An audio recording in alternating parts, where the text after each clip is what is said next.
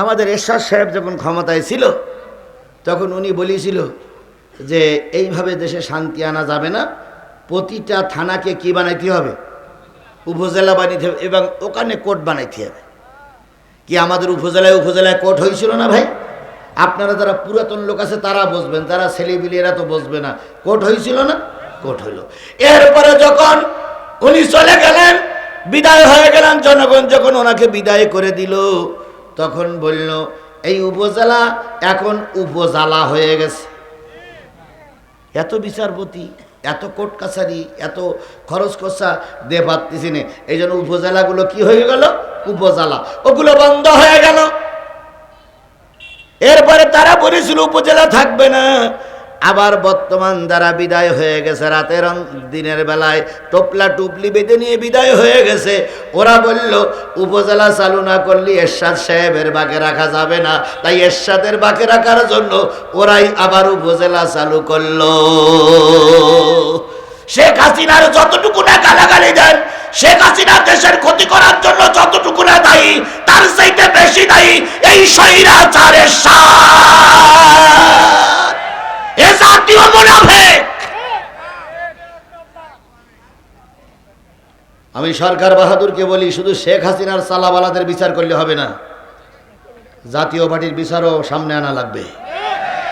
যতবার নির্বাচন হয়েছে জাতীয় পার্টি এর সাপোর্ট যদি না করতে, একটা পিরিয়ডে, একটা সময়ের জন্য, একটা বারের জন্য শেখ হাসিনা ক্ষমতা ধরে রাখতে পারতো না। কথা বলেন ঠিক না ঠিক? এই জন্য শেখ হাসিনার বিচার হচ্ছে হোক, সেই সঙ্গে স্বৈরাচারের সাদেরও বিচার হওয়া লাগবে। কারণ এ হলো জাতীয় মুনাফিক, জাতীয় গাদ্দার, জাতীয় বেঈমান।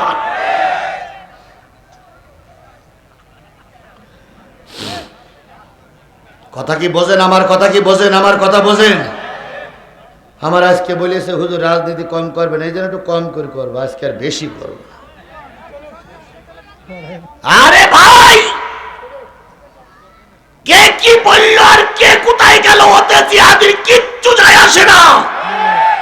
সেদিন জিহাদির বিরুদ্ধে অনেক কিছু বলা হয়েছিল, সেদিন জিহাদি যে লাইনে ছিল আজও সেই লাইনে আছে।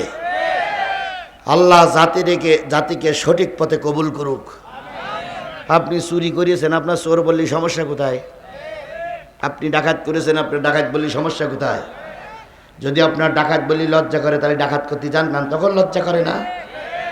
আপনাদের এখন বললে লজ্জা করে। দেশের সম্পদগুলো সব লুটে পুটে খাইছেন আপনারা। একটা মন্ত্রীর নামে 1300 বাড়ি। কয়টা? 1300 না, 13টা না, 1300। সাওয়ালের নামে, বোন নামে, বৌমার নামে, শাশুড়ির নামে, শ্বশুরের নামে, দেবরের নামে, দুলাভাইয়ের নামে, মেয়ের নামে, ছেলের নামে, বুড়ির নামে, কুকুরের নামে।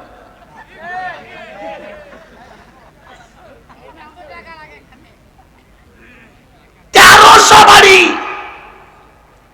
1300 বাড়ি যদি বিক্রি করা হয় তাহলে পদ্মা সেতু 4টে বানানো যাবে। পদ্মা সেতু 4 পদ্মা সেতুর টাকায় এক মন্ত্রী খাইছে। আর এই কথাটা বলতে গেলে যাদের কলিজায় জ্বালা করে, ওদের কলিজা টেনে বের করে কুকুরে দিয়ে খাওয়ানো উচিত। শেখ হাসিনার এমপি মন্ত্রীরা যে পরিমাণে 15 বছরে খাইছে, যদি সব টাকাগুলো ফিরিয়ে আনা যায় 10 বছর আমার দেশে কোনো বাজেট দেওয়া লাগবে না। 10 বছর মানুষ ঠ্যাঙের পরে ঠ্যাং দিয়ে বসে বসে খাবে। তাহলে চিন্তা করেন, আমরা কাজ করতেছি, আমাদের কাজ করে মাথার ঘাম পায়ে পড়ে, অনেক সময় থুপেল্লি রক্ত বাইর হয়, আর এই সেই রক্ত চোষা টাকাগুলো খেয়ে ওরা পালিয়ে গেল। আর ওদের বিরুদ্ধে কথা বললে যাদের গা জ্বালা করে, বুঝতে হবে ওদের রক্তও যায়, এদের রক্তও যায়।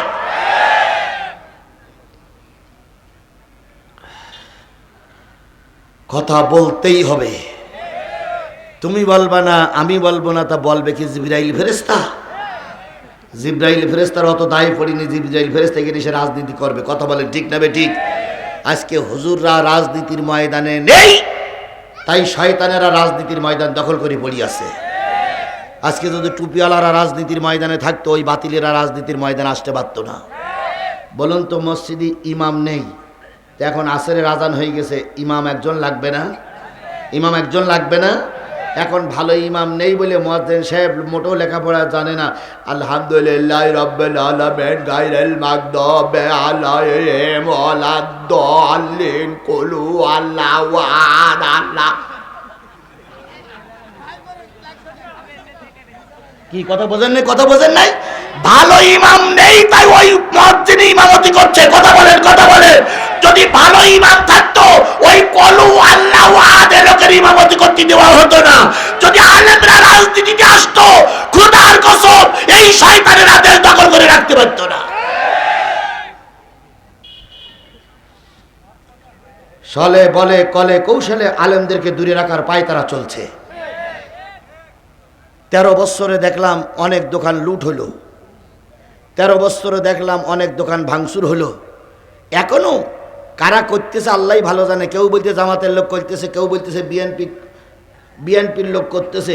যদি সেই ভাঙচুর চলে, যদি সেই গরিবের মাল আত্মসাৎ করা হয়, যদি সেই চাঁদাবাজি চলে, যদি সেই দোকান লুট হয়, যদি সেই পরের সম্পদ নিজের পকেটে ঢুকানো হয়, তাহলে ওদের তাড়ানোর কি দরকার ছিল? আমাদের চাইতে ওরাই তো ভালো ছিল।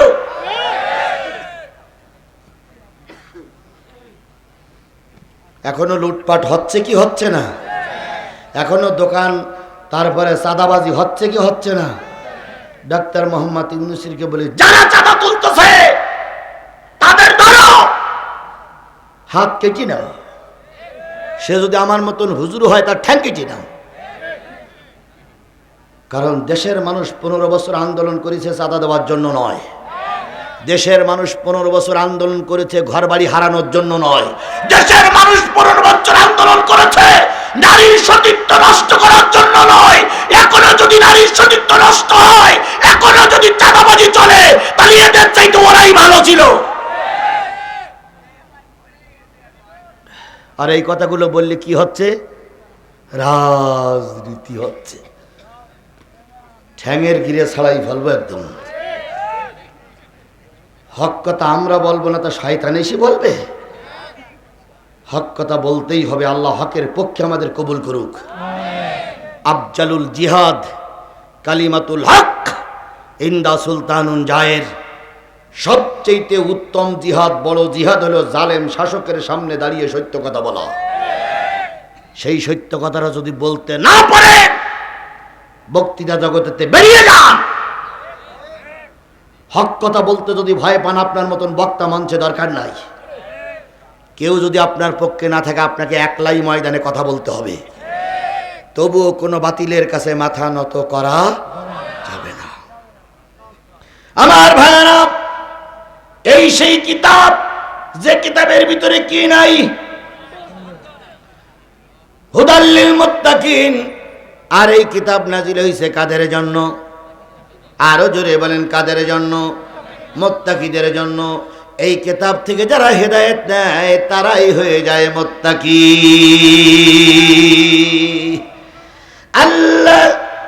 আল্লাযীনা ইউমিনুনা বিল গায়ব।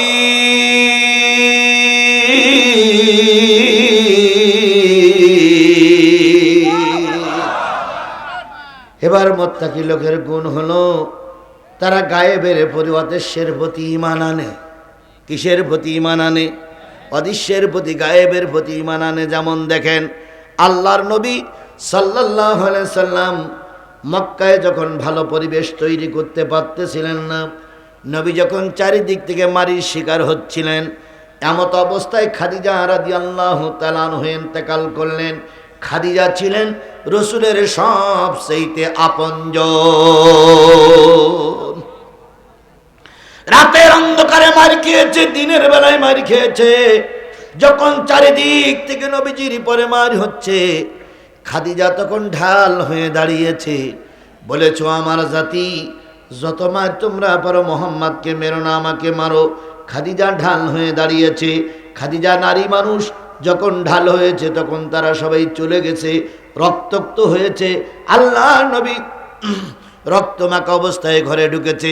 খাদিজা রক্তমাখা শরীরটারে বুকের ভিতরে জড়িয়ে ধরে গালে চুমা দিয়েছে, বলেছে, বন্ধু চিন্তা করো না, আমি তোমার সাথে আছি আর আল্লাহ তোমার সাথে আছে। সারাদিন কষ্ট করেছেন, সারা রাত মেহনত করেছেন। ক্ষুধার্ত নবী সকালবেলা উঠতে পারে না, বসতে পারে না। খাদিজা নবীর চেহারার দিকে তাকায়া খাদিজার মনের ভিতরে দারুণ ব্যথা লেগেছে। খাদিজা নবীকে সবাই রেখে নিজের বান্ধবী যারা বেঁচে ছিল তাদের কাছে যেয়ে বলেছে, বোন, আমার স্বামী 3 দিন পর্যন্ত কিছু না খেয়ে আছে, যদি কিছু খেজুর আর পানি দাও তাহলে আমার স্বামী খেয়ে বাঁচবে। বোনের কাছ থেকে, ভাইয়ের কাছ থেকে, ব্যবসায়ী সাথীদের বন্ধুদের কাছ থেকে খাদিজা কি বলে হাদিয়া তোহফা নিয়ে নিয়ে নবীরে খাওয়াইছে। এই খাদিজা হঠাৎ করে যখন মারা গেলেন, আল্লাহর নবী তখন বড় কষ্টের ভিতরে পড়ে গেলেন। নবীর খাদিজাকে কবর দেওয়ার পর খাদিজার কবরের পাশে আল্লাহর নবী চুপচাপ বসে আছে। নবী ডাইনেও যায় না, বামও যায় না, পিছনেও যায় না, সামনেও যায় না। সাহাবী আসমাইন গুন বলেন, ইয়া রাসূলুল্লাহ, খাদিজার বিয়োগ বেদনায় আপনি যদি এত ভেঙে পড়েন, আমরা কার মুখের দিকে তাকাই থাকবো? নবীজি বললেন, সাহাবীরা চলে যাও, আমি আমার খাদিজার কাছে ঋণী। কি ঋণ করেছে খাদিজার কাছে? আপনি কি ঋণী? কায়েমে খাদিজার কাছে 3টা ওয়াদা করেছে। 1 নম্বর ওয়াদা, আমার গায়ের জামাটা দিয়ে খাদিজার কাফনের কাপড় বানাই দিতে হবে। আমি আমার গায়ের কাপড় দিয়ে খাদিজার কাফনের কাপড় বানিয়ে দিয়েছি। 2 নম্বর দাবি, খাদিজার কবরে একটু গড়াগড়ি খাইতে হবে, আমি সেটাও করেছি। 3 নম্বর, খাদিজা বলেছেন, ইয়া রাসূলুল্লাহ, জীবনের 40টা বছরও ছিলাম রামপন্থী বামপন্থীদের দলে। আপনার সঙ্গে বিয়ে করার আগে 2 জায়গায় না 3 জায়গায় আমার বিয়ে হয়েছিল। কত মুশরিকের সঙ্গে আমি সময় দিয়েছি। ও আমার নবী, মুশরিক ছিল আমার স্বামী, ও আমার নবী, এখন আপনার সংসারে এসেছি, না জানি আল্লাহ আমাকে মাফ করবে কিনা। তাই মুনকার নকিরের সওয়াল জবাব হয়তো আমি দিতে পারবো না। তাই আমার মৃত্যুর পর আপনি আমার কবরের পাশে বসে থাকবেন, যতক্ষণ সওয়াল জবাব শেষ না হয় ততক্ষণ আপনি আমাকে একা একা ফেলে বাড়ি যাবেন না। সাহাবীরা চলে যাও, আমি আমার খাদিজার প্রশ্নের জবাব দিয়ে আসি।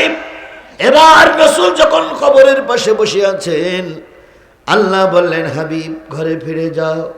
ইয়া আল্লাহ, আমি আমার খাদিজার কাছে ওয়াদাবদ্ধ, খাদিজার প্রশ্নের উত্তর আমাকে দিতে হবে।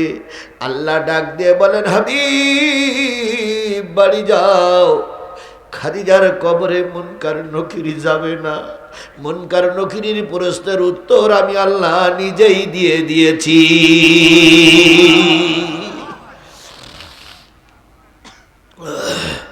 ও আমার জাতি, সেই খাদিজা ছিলেন সবচেয়ে দুঃখের সময় রাসূলের পাশে। কথা বলেন, কথা বলেন, কথা বলেন। বিপদের সময় যারা পাশে থাকে তারাই হলো আপন বন্ধু।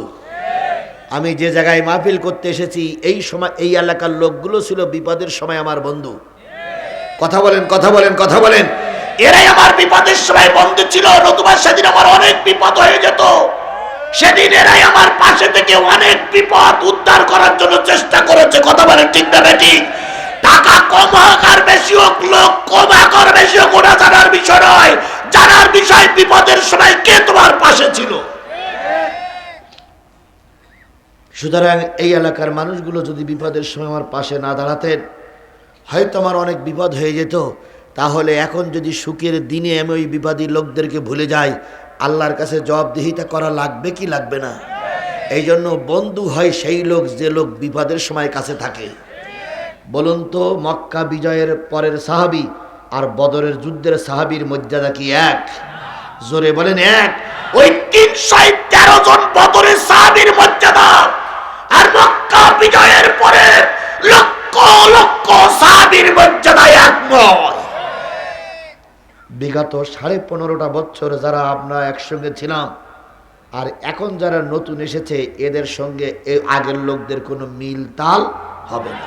আমার নবী সাল্লাল্লাহু আলাইহি সাল্লাম খাদিজার কবর দিয়ে বড় ভেঙে পড়লেন। কয়েকদিন পরে শোনা গেল আবু তালেব নাই, আবু তালেবে মারা গেছে। আবু তালেব আলীর এক পাশে রাখতেন, নবীর আর এক পাশে রাখতেন, আলীর এক পাশে রাখতেন, নবীর আর এক পাশে রাখতেন। দুইজনকে সবাই ঘুম পড়াই দিয়ে সারা রাত আবু তালিব তরবারি নিয়ে বাড়ির সামনে দাঁড়ায় থাকতেন, না জানি কেউ নবীকে খুন করে ফেলে কিনা। সেই নবীর সবচেয়ে বড় আপনজন আবু তালেব, তিনিও বিদায় হয়ে গেলেন। নবীজির ডান হাত চলে গেল, নবীজির বাম হাত চলে গেল, তার মানে বড় বড় দুইজন সাথী চলে গেলেন।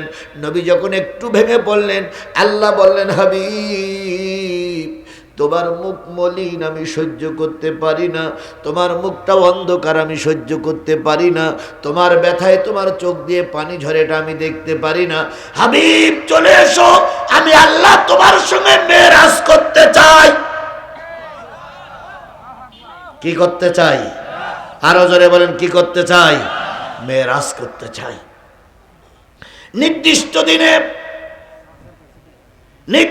দিনে আল্লাহ নবী মেরাজে গেলেন। কার সঙ্গে দেখা করার জন্য? আল্লাহর সঙ্গে দেখা হলো, কথোপকথন হলো, ফিরে এসেছেন নবী। সকালবেলা কাফেররা যখন মক্কার চত্বরে জটলা করতেছেন, নবী বললেন, ও আমার ভাইয়েরা, গতকাল রাত্রি আমি মেরাজে গিয়েছিলাম। আবু জেহেল বলতে, মেরাজ সে আবার কি?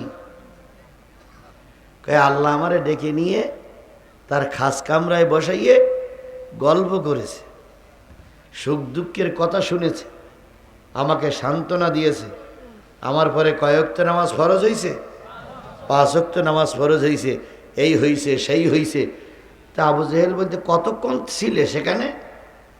কয় তাহাজ্জুদের উজু করার জন্য পানি নিয়ে উজু করতে বসেছি, জিব্রাইল এসেছি, চলে গেছে, সব কাজ দেখে এসে দেখেছি তাহাজ্জুদের উজু করা পানি এখনো শুকুইনি, সে পানি এখনো সেইভাবে রয়ে গেছে। আবু জেহেল বলতেছে, এতদিন জানতাম তুমি হাফ পাগল, আর আজকের থেকে জানলাম তুমি ভুল পাগল। এটা আবু জেহেলের কথা বলেন ঠিক না বেঠিক? তারা কেউ বিশ্বাস করল না। গায়েবের পরে ঈমান আনতার পরে কথা বলছে, তারা কেউ বিশ্বাস করল না। কিছুক্ষণ পরে আবু বকরের সঙ্গে দেখা। আবু বকরকে আবু জেহেল বলতেছে, কথা বললি তো শুনবা না, অন্ধভক্ত। জিহাদির এত দোষ আছে, অত দোষ আছে, বললি তো শোনো না, তোমরা তো জিহাদির অন্ধভক্ত। এরকম কিছু জিহাদির ভক্ত লোক আছে না ভাই? এখানেও আছে, এ উপরে আছে, নিচেও আছে, আমি স্বীকার করি, অস্বীকার করি না। তোমরা তো জিহাদির অন্ধভক্ত, তোমরা তো ভালো মন্দ কিছু বোঝো না। তুমি তো নবীর অন্ধভক্ত, তুমি তো ভালো মন্দ কিছু বোঝো না। তোমার নবী আজকে মেরাজের কাহিনী বলতে যে এই কথা বলেছে, ও আবু বকর তোমার কি ধারণা? আবু বকর বলতে, আবু জেহেল এই কথা কে বলেছে? কই নবী বলেছে। কই নবী যদি বলি থাকে আমি বিশ্বাস করলাম। আরেকটু জোরে বলেন আল্লাহু আকবার, আরো জোরে বলেন আল্লাহু আকবার। আবু জেহেল বলতেছে, তো তুমি আমার কথা শুনে বিশ্বাস করলে? কই নেতা, রসুল যখন সুখের দিন ছিল তখন মিথ্যা কথা বলিনি, আর রসুলের এখন চারিদিকে আধার নেমে এসেছে, এখন তো রসুল মিথ্যা কথা বলতেই পারে না। সুতরাং রসুলের মুখের কথা তুমি যদি শুনে থাকো, রসুল যদি নিজে কানে নিজে মুখ দিয়ে বলে থাকে, আমি এই কথা বিশ্বাস করলাম, মেরাজ হক। সুবহানাল্লাহ। এর নাম হলো না জেনে বিশ্বাস করা। এর নাম কি? না জেনে বিশ্বাস করা। এরপরে নবীজির কাছে আসার পরে বলতেছি, ইয়া রাসূলুল্লাহ, আমি আপনার মেরাজ সত্য বলে ঘোষণা দিলাম। নবীজি বলতে, আমি তো এখন কিছু বলিনি তোমার সঙ্গে। কাছে ইয়া রাসূলুল্লাহ, বলা লাগবে না, পথে লোক বলা বলি করছে, ওটাই শুনেছি, আর আমি তারপরে বিশ্বাস করেছি। হুজুর সাল্লাল্লাহু আলাইহি সাল্লাম বললেন, আবু বকর এতদিন ছিলে তুমি আবু বকর, আজকের থেকে তুমি হলে সিদ্দিক। আবু বকরের নামের শেষে টাইটেল আসলো আবু বকর কি? সিদ্দিক। আলিমুল গায়বি ওয়াশ শাহাদাতি হুয়ার রহমানুর রহিম।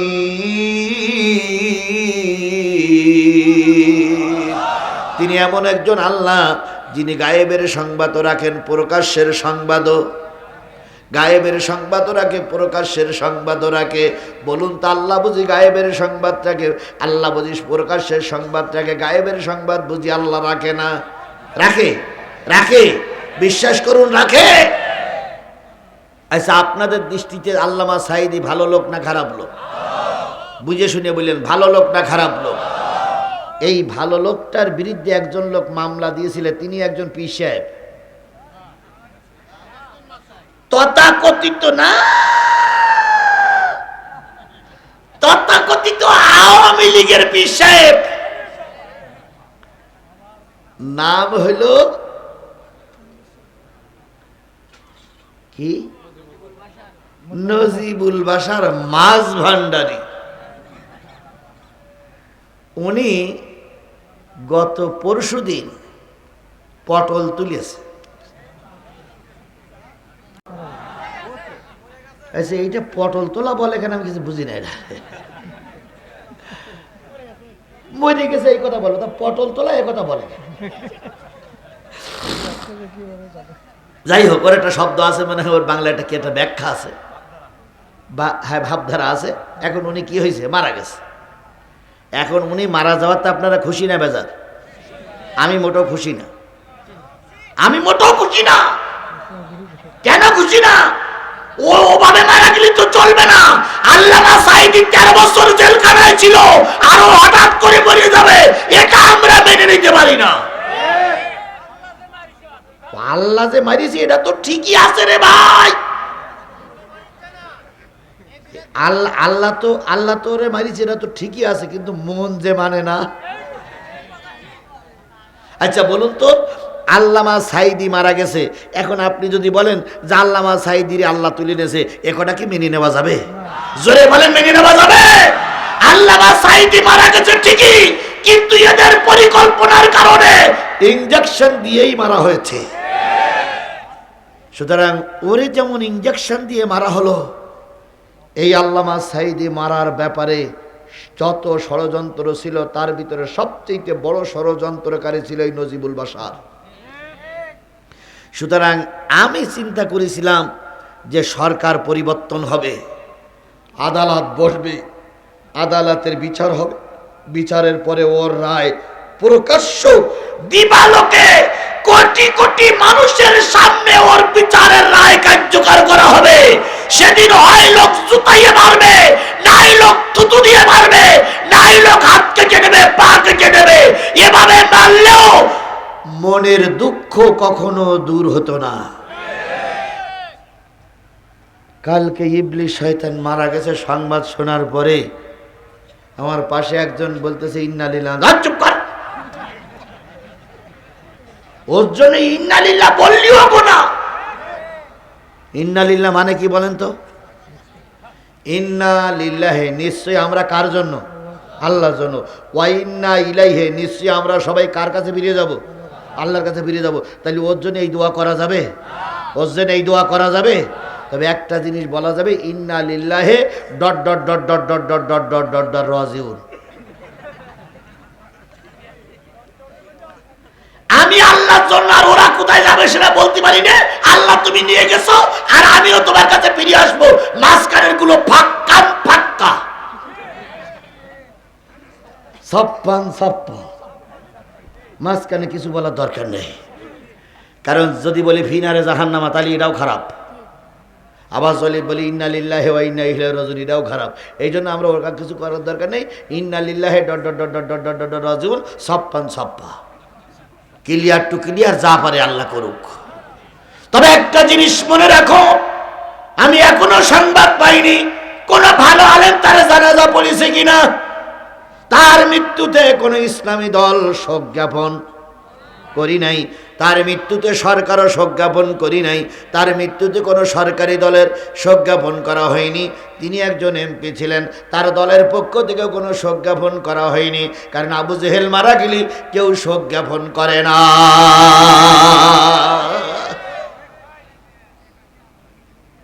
এইবার যারা ওর পক্ষে দুই একজন আসো আর আওয়ামী লীগের পক্ষে দুই একজন আছে, এবার ভালো করে শোনো। গ্রামে এক মুরব্বী ছিল, বয়স তার 80 বছর। কত বছর? 80 বছর। এই মুরব্বী এত অহংকারী যে রাস্তা দিয়ে ঘুরতে আর বলতো আমার চাইতে, অহংকার করে বলতো আমাদের উপরে কেউ নেই। কিন্তু একটা জিনিস মনে রেখো, শেখ হাসিনা রহমাতুল্লাহ আলাইহি একটা জিনিস মনে করে রেখো, বাবারও বাবা আছে, তারও বাবা আছে। কথা বলে ঠিক না ঠিক? খালেদা জিয়ারে আর ডক্টর মোহাম্মদ ইউনূস সাহেবরে শেখ হাসিনা বলেছিলেন যে ওই কি বলে পদ্মা নদীতে যাইয়ে কি করতে হবে, টুস করে ফেলাইতে হবে আর তুলি আনতে হবে। জনাব হজরত শেখ হাসিনা রহমাতুল্লাহ আলাইহি, আপনি কোথায় আছেন একটু তাকাই দেখেন। এখন সেই শেখ হাসিনার বক্তব্য কনে গেছে, এখন সেই ইউনূস সাহেব আর সেই খালেদা জিয়া দুইজনে পাশাপাশি চেয়ারে বসে যুক্তি করে দেশ কিভাবে চলবে।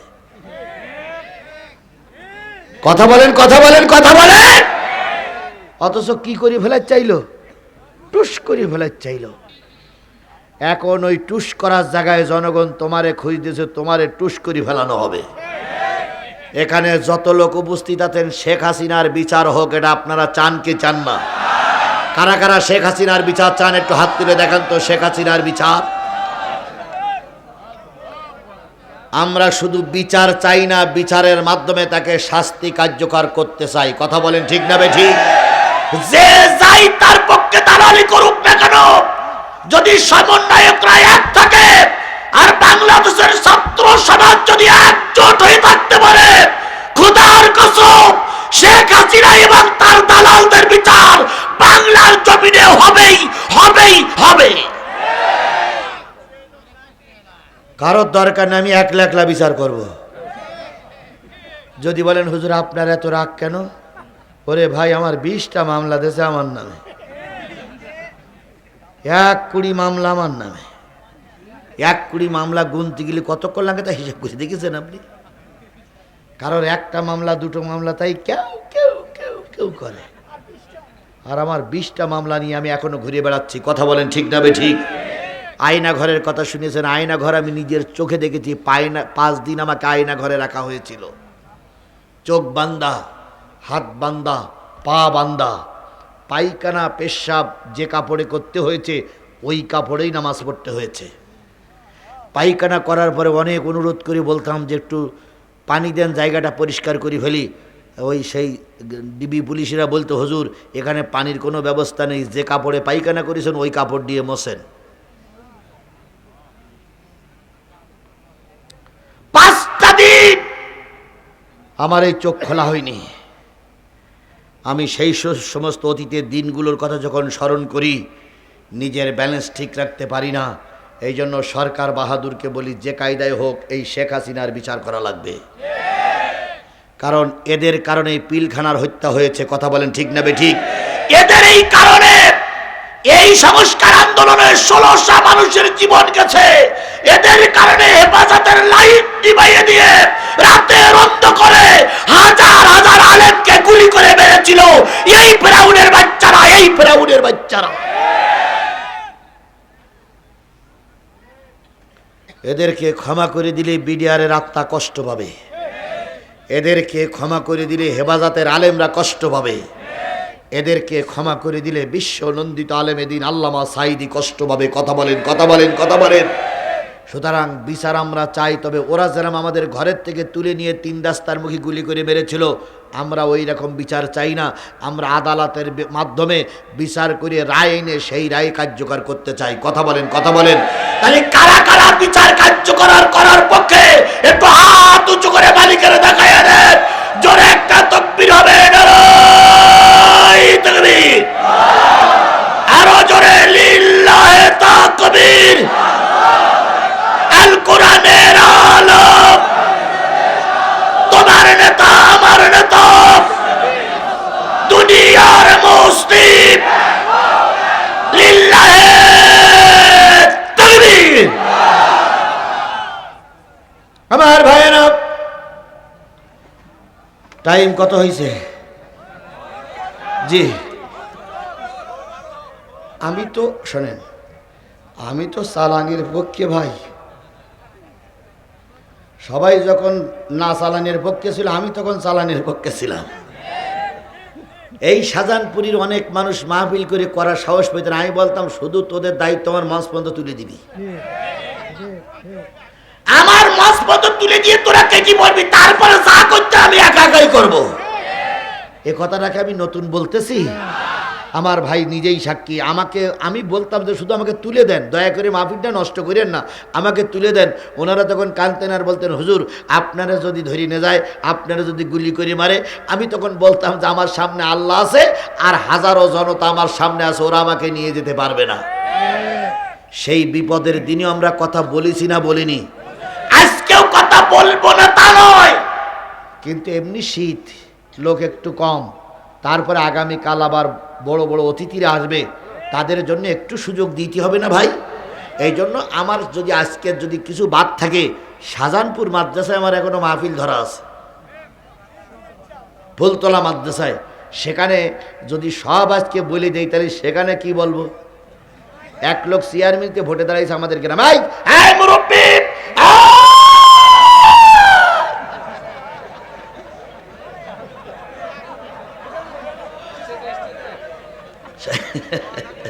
শোনেন, আমাদের গ্রামে এক লোক ব্যবসা করি অনেক টাকার মালিক ভোটে দাঁড়িয়েছে।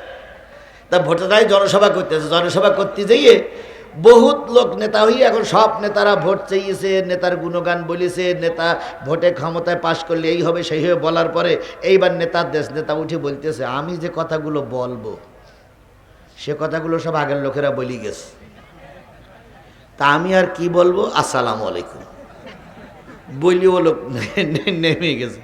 তখন লোক বলতে কার বক্তৃতা শুনতে আসলাম, লোক তখন বলছে কেন বক্তৃতা শুনে বক্তৃতা হয়ে গেছে আবার কি? তো আমার বক্তৃতা সব যদি আজকে শেষ হয়ে যায় তাহলে শাহজাহানপুর মাদ্রাসার সামনে দিয়ে কি শুধু বলবে আসসালামু আলাইকুম তাই বলবো? তাহলে আপনারা বলবেন হুজুর কি শুনতে আসলাম। এই জন্য আজকে যে পর্যন্ত হচ্ছে এই পর্যন্ত হোক, আর কয়েক মিনিট কথা বলবো। আজকে যে পর্যন্ত হচ্ছে ওই পর্যন্ত হোক, বাকিটা ওখানে হবে ইনশাল্লাহ। কুত্তার বাচ্চা ফুটফুটে সুন্দর, এই কুত্তার বাচ্চা ফুটফুটে সুন্দর, যদি তার করো গো আদর, মন খুলে আসবে ছুটে তোমার কাছে পথ ভুলে। ওই গানটা যে সময় বলা হয়েছিল সেই সময়ের উপযুক্ত গান ছিল এইটাই, কথা বলেন ঠিক না বে ঠিক? সেই সময় এটা গান গেছিল কে? সিদ্দিক চোর না কেটা গাইল রে বাবা? না সিদ্দিক চোর না, আর টাকাটা গাইল সিদ্দিক তো বলে আমারে ক্ষমা করে দেন, আমার ভুল হয়ে গেছে, কি করে দেন? ক্ষমা করে দেন। আমি ওদিক যাচ্ছিলাম, আমি শুধু এতটুকু বলি যে আসলে সেই সময়ের জন্য এই গানটা ভালো ছিল, এই জন্য সব গান সব সময়ের জন্য ভালো হয় না। আমার আলোচনার বিষয় ছিল আল্লাযীনা ইউমিনুনা বিল গায়ব ওয়া ইউকিমুনাস সালাহ, অদৃশ্যের উপরে বিশ্বাস করতে হবে, আর কয় ওয়াক্ত নামাজ আদায় করতে হবে। আরো জোরে বলেন কয় ওয়াক্ত নামাজ আদায় করতে হবে, আরো জোরে বলেন কয় ওয়াক্ত নামাজ আদায় করতে হবে। আমি নজিবুল বাশারের কথা বলতে দিই, সব কথাগুলো শেষ করতে পারি নাই।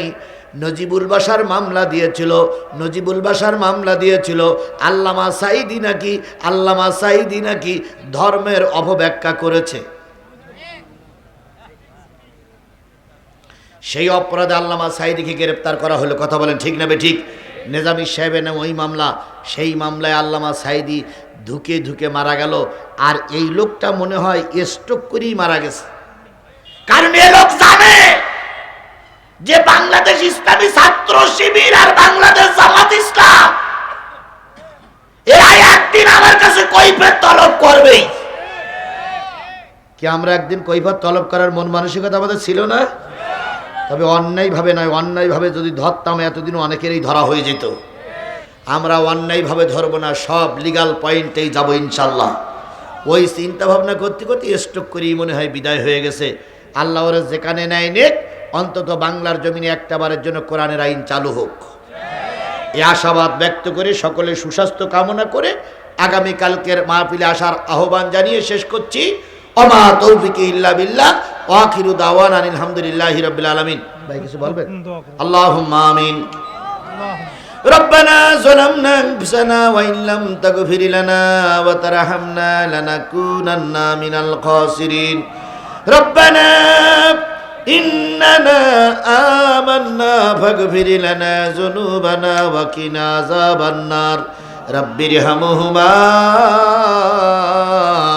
كما ربياني صغيرا وقل رب ارحمهما কামা রব্বায়ানি সগীরা।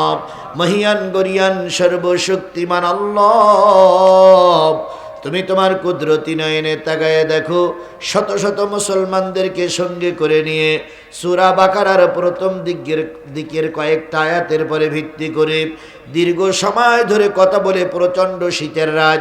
এবছরে আজকে সারা দিনের ভিতরে সূর্যের মুখ ভালো করে দেখা যায়নি। সন্ধ্যার থেকে প্রচণ্ড বাতাসবাহী বয়ে যাচ্ছে। অনেক ঠান্ডার ভিতরে তোমার পাগলেরা প্রায় 12টা বেজে গেছে। দীর্ঘ সময় ধরে ধরে কোরআনের আলোচনা শুনেছে।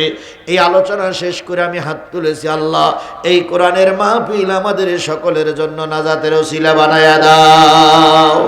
কোরআনের মাহফিলটা টিকাই রাখার জন্য একদল টকবকে যুবক, তারা হাজারো চেষ্টা করছে, হোক সে ছাত্র দল, হোক সে বিএনপি, হোক সে জাতীয়তাবাদী দল, হোক সে শিবির, হোক সে জামাত ইসলাম, কিন্তু তারা তো কোরআনের জন্যই কাজ করেছে। আল্লাহ তাআলা ওই যুবকদের প্রচেষ্টাকে তুমি কবুল এবং মঞ্জুর করে নাও। যুবকদের হাতকে তুমি শক্তিশালী করে দাও। যুবকরা টাকা উঠিনি বলে মন খারাপ করেছে, ও আল্লাহ তুমি যদি গায়েব থেকে রহমত করো, কোথার থেকে ম্যানেজ হয়ে যাও আমরা বলতে পারি না। আল্লাহ দোয়া করে যাচ্ছি যেন যুবকরা ঋণগ্রস্ত না থাকে। যুবকরা যদি ঋণগ্রস্ত থাকে আগামী বছর এখানে আর মাহফিল করবে না। তাই দয়া করে যুবকদের হাতকে শক্তিশালী করে দাও। যুবকদের হাতকে শক্তিশালী করে এবছরের মাহফিল কবুল করে নাও।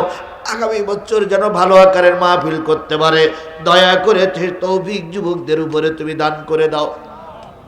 আমরা যারা মাহফিল করলাম, মাহফিল শুনলাম, মাহফিল বললাম এবং যারা যুবকরা চেষ্টা করলো, সকলের আত্মীয় স্বজন যারা কবরবাসী হয়ে গেছে তাদের সবাইকে মাফ করে দাও। যারা আপনজন এখনো বেঁচে আছে আল্লাহ তাদের সঙ্গে মিলেমিশে থেকে তাদের সন্তুষ্টি অর্জন করতে পারি তৌফিক দিয়ে দাও রব্বুল আলামিন।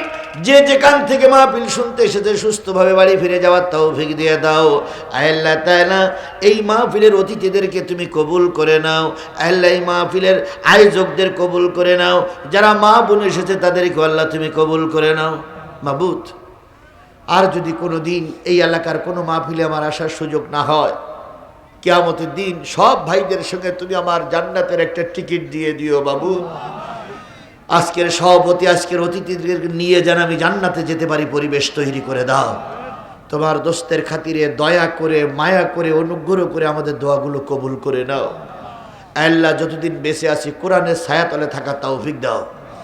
দয়া করে যারা বিদেশে আছে তাদেরকে তুমি সুস্থ রেখে দাও।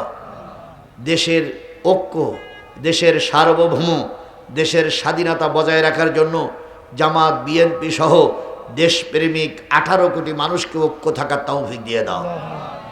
তোমার নবীর খাতিরে আমাদের দোয়াগুলো কবুল করে নাও। সুবহানা রাব্বিকা রাব্বিল ইজ্জাতি আম্মা ইয়াসিফুন ওয়া সালামুন আলাল মুরসালিন ওয়ালহামদুলিল্লাহি রাব্বিল আলামিন।